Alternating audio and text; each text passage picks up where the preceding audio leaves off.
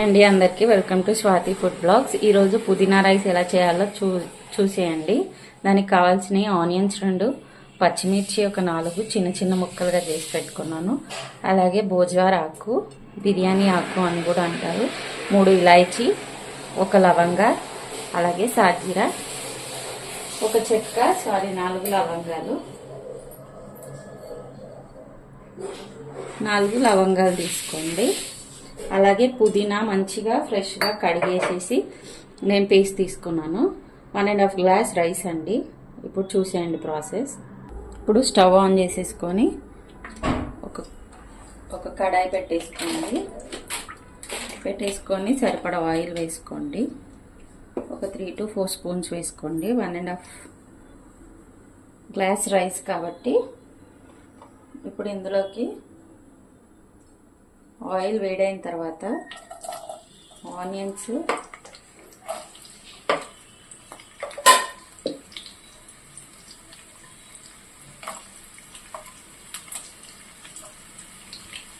అలాగే పచ్చిమిర్చి, అలాగే చెక్క, లవంగ, ఆకు, ఇలాచీ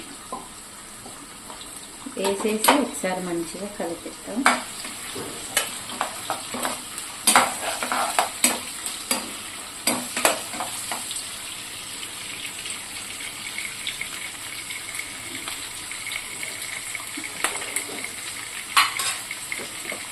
ఈ ఆనియన్స్ అనేవి మంచిగా ఫ్రై అయిపోవాలండి.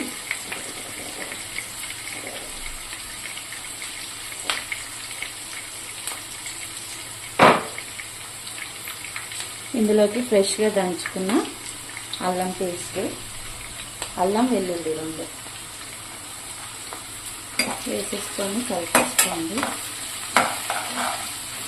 చాలా ఫాస్ట్గా అయిపోతుందండి, చాలా ఈజీగా చేసుకోవచ్చు. పిల్లలకు కూడా స్కూల్ టైం అయినప్పుడు, మనకు ఓపిక లేనప్పుడు ఇలా చేసేస్తే చాలా టేస్టీగా కూడా ఉంటుంది.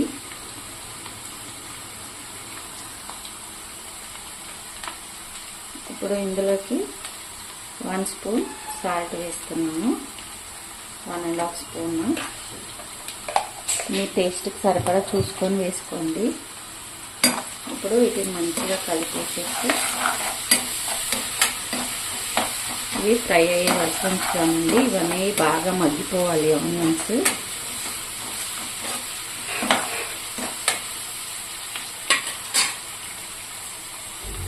ఇప్పుడు ఇందులోకి సాజీరా వేసిస్తున్నామండి.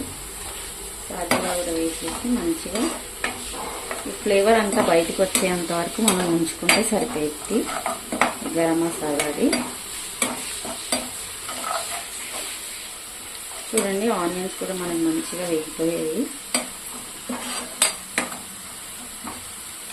ఇప్పుడు ఏదైతే పేస్ట్ చేసి పెట్టుకున్నామో పుదీనా, అది వేసేద్దాం.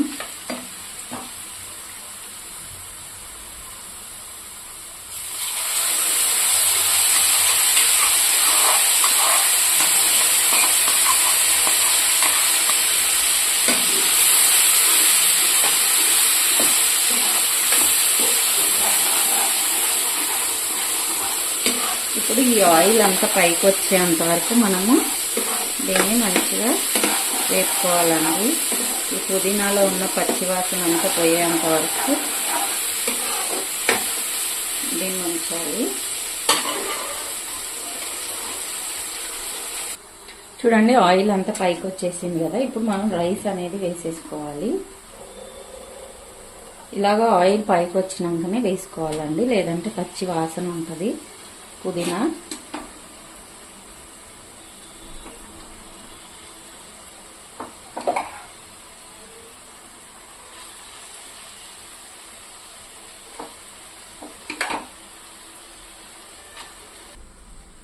చూడండి, అన్నం అంతా ఇలా కలిపేసుకోవాలి.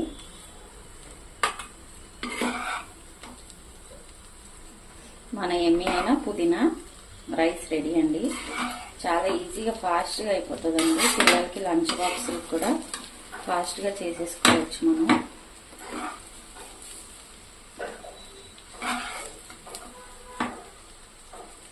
ఇప్పుడు ఒక ప్లేట్లోకి తీసుకున్నామండి. Rice ready.